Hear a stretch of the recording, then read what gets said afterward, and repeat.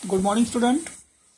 चौथा पाठ सजीव में पोषण का हम लोगों ने पोषण क्या होता है, प्रकाश संश्लेषण क्रिया, वनस्पति परिवहन संस्थान, नाइट्रोजन का जैविक स्थिरीकरण आदि कल हमने जूम मीटिंग में भी देखा।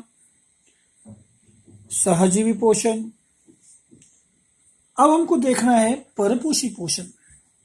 परपोषी पोषण सहजीवी पोषण में हमने देखा कि दो वनस्पतियां साथ साथ उनका पोषण होता है, एक दूसरे पर निर्भर होती है, सहजीवी पोषण। लेकिन परपोषी वनस्पतियां पर्णहरित नहीं पाया जाता है। परपोषी वनस्पतियां कैसे जीवन यापन करती होगी, वे अपना भोजन कैसे प्राप्त करती होंगी? क्या आपने कभी अमरबेल को देखा है? रस्सीनुमा जो वनस्पति जिसके पत्ते नहीं है, लता का नाम क्या है?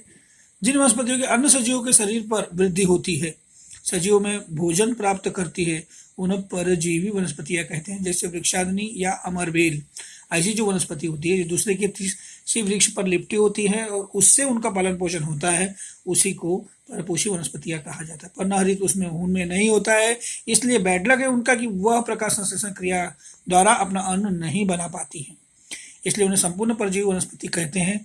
पादपों पर बढ़ने वाली वृक्षाग्नि को आपने देखा होगा। इसके बाद हम लोग को देखना है कीटभक्षी वनस्पतियां।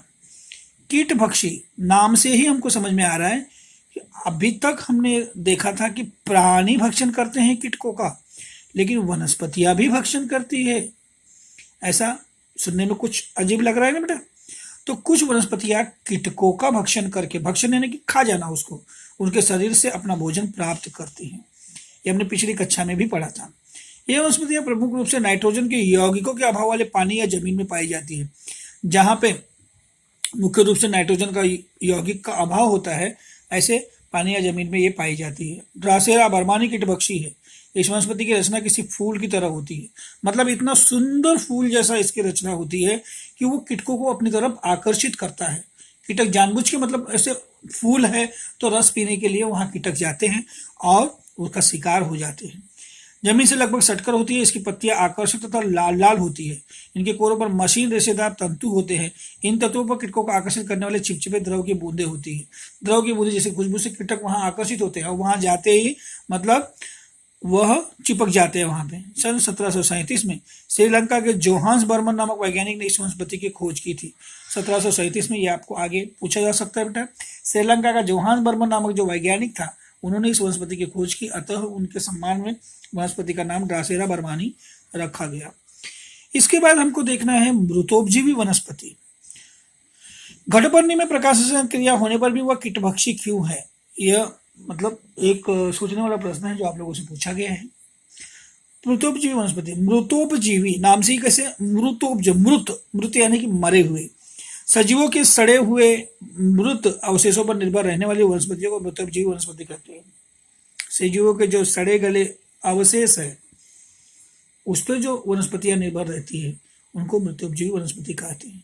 विभिन्न प्रकार के जैसे कुकुरमुत्ते हुए, फफूद हुआ, कवक हुआ, खमीर, जिसको ईस्ट, मृत अवशेषों पर जीवित रहने वाली वनस्पतियां है। ये किसी न किसी उस पे ये वनस्पतियां जो है वह किसी सजीव पर, मरे हुए सजीव पर जीवित रहने वाली वनस्पति है, उस पर जिंदा रहती है। मृत अवशेष पर गिरने वाले फफूद की पाचक रस से इन अवशेषों के कार्बनिक पदार्थों का विघटन होता है। फफूद इस विघटन से तैयार होने वाले द्रावण को अवशोषित कर पोषक द्रव्य प्राप्त करती है। होता क्या है, मृत जो अवशेष होता है, गिरने वाला जो फफूद के पाचक रस से इन अवशेषों के कार्बनिक पदार्थों का विघटन हो जाता है और फफूद इस विघटन से तैयार होने वाला जो द्रवण जो तैयार होता है उससे उसका पोषण होता है। इसके बाद हमको देखना है कुछ जैसे वनस्पतियां हैं, पोषक द्रव्यों के कार्य, अभाव का परिणाम। जैसे आप लोग देखो, पोषक तत्व कार्य, अभाव के परिणाम होने वाले परिणाम। जैसे पहला नाइट्रोजन अगर हम लोग लेते हैं तो नाइट्रोजन का कार्य क्या है कि प्रथिन इसमें होता है, पर्णहरित और कोशिका द्रव होता है, इनका महत्वपूर्ण घटक है। अगर ये नहीं है नाइट्रोजन तो क्या होगा? वृद्धि में रुकावट होगी, पत्तियां पीली पड़ जाएंगी। वनस्पतियों के लिए कहा गया है, ये वनस्पतियों के लिए कितना इंपॉर्टेंस है वो कहा गया है। फास्फोरस प्रकाश ऊर्जा का रासायनिक ऊर्जा में रूपांतरण करने का कार्य करता है। समय से पहले पत्तियों को झड़ने लगती है। अगर ये नहीं हुआ फास्फोरस, समय से पहले पत्तियां झड़ने लगेंगी, फूल लगने में देरी होगी, जड़ों की वृद्धि में रुकावट होगी। पोटेशियम, उपापचय क्रिया के लिए आवश्यक है। तना अगर ये नहीं है पोटेशियम तो तना सैकड़ा होगा, पत्तियां मुरझाना शुरू हो जाएगी। जो पत्तियां, तना एकदम सैकड़ा हो जाएगा और पत्तियां मुरझाना शुरू हो जाएगी, कार्बनिक पदार्थ तैयार नहीं होंगी। मैग्नीशियम पर्णहरित तैयार करना इसका कार्य है। अगर नहीं हुआ तो धीमी गति से वृद्धि होगी, पत्तियां पीली पड़ जाएंगी। लौह नहीं मिला अगर वनस्पतियों को तो पर्णहरित तैयार करना कार्य है इसका, पत्तियां पीली हो जाएंगी। मैग्नीज का कार्य क्या है?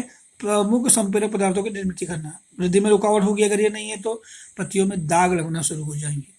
जिंक जो है संप्रेरक तथा उनके घटकों की निर्मित करना, ये उसका काम है। लेकिन यदि नहीं मिला ये तो वृद्धि में रुकावट आती है, पत्तियां पीली पड़ जाती है।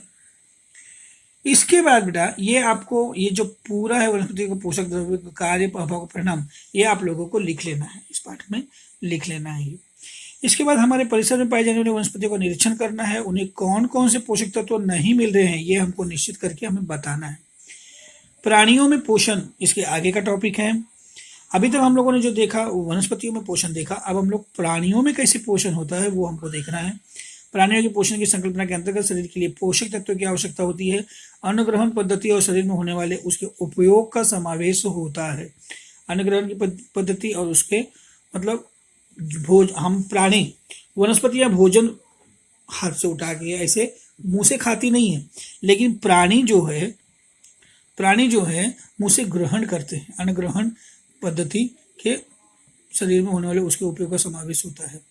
अन्न में पाए जाने वाले विविध पोषक तत्व कौन से हैं, इनका क्या उपयोग है?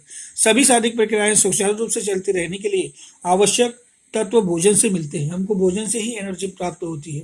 यदि हम लोग आज समझो कि हम लोग 1-2 दिन भोजन न करें तो हमारे अंदर एनर्जी बचेगी क्या? नहीं बचेगी। तो हमारी सारी, क्योंकि हम लोग हमेशा निरंतर चलना बोलना ये सारे क्रियाएं करते समय हमारी जो ऊर्जा है वो ऊर्जा क्षति होती है, ऊर्जा खत्म होते रहती है। वो ऊर्जा हमको कहाँ से प्राप्त होती है? तो हम लोग जो भोजन ग्रहण करते हैं तो हमारे शरीर में ऊर्जा प्राप्त होती है। तत्व हमको सब भोजन से मिलते हैं। रक्त द्वारा इन घटकों की शरीर के अंगे सभी अंगों की आपूर्ति की जाती है। ये जो रक्त द्वारा ये जो घटक हमको खाने से मिलते हैं, ये रक्त द्वारा हमको सारे अंगों को पहुंचाया जाता है। हमारा ग्रहण किया हुआ भोजन उसी स्वरूप में रक्त में नहीं घुलता है। डायरेक्ट हमने भोजन ग्रहण किया, वो भोजन डायरेक्ट जाके खून में मिल जाता है क्या? नहीं। इसलिए अन्न का रूपांतरण रक्त में अवशोषित हो सकने के लिए घुलनशील घटकों में रूपांतरण होना आवश्यक है। प्राणियों की पोषण की क्रिया में भोजन ग्रहण से उत्सर्जन तक विविध सोपान होते हैं। जब हम भोजन ग्रहण करते हैं तो भोजन ग्रहण करने से लेके उत्सर्जन तक, मतलब अपचित पदार्थ बाहर निकालने तक प्रक्रिया तक विविध सोपान, विविध पद्धतियां हैं। पर पोषण के सोपान कौन कौन से हैं? पहला सोपान है अन्न ग्रहण, जो हम लोग शरीर द्वारा भोजन को ग्रहण करते हैं, जो मुंह से हम लोग अन्न को ग्रहण करते हैं। दूसरा है पाचन। पाचन मतलब हमारे शरीर से जो हमने जो भोजन ग्रहण किया मुंह से, वो हमारे गले से होते हुए वो आंत में पहुंचता है, वहां उसका पाचन होता है। भोजन का रूपांतरण घुलनशील पदार्थों में होने की प्रक्रिया को अन्न का पाचन कहते हैं। भोजन का रूपांतरण जो घुलनशील, क्योंकि वहां पे एक अलग द्रव और मिलाया जाता है और उसको घुलनशील बनाया जाता है, पाचन किया जाता है। अवशोषण, तीसरा स्टेप है अवशोषण।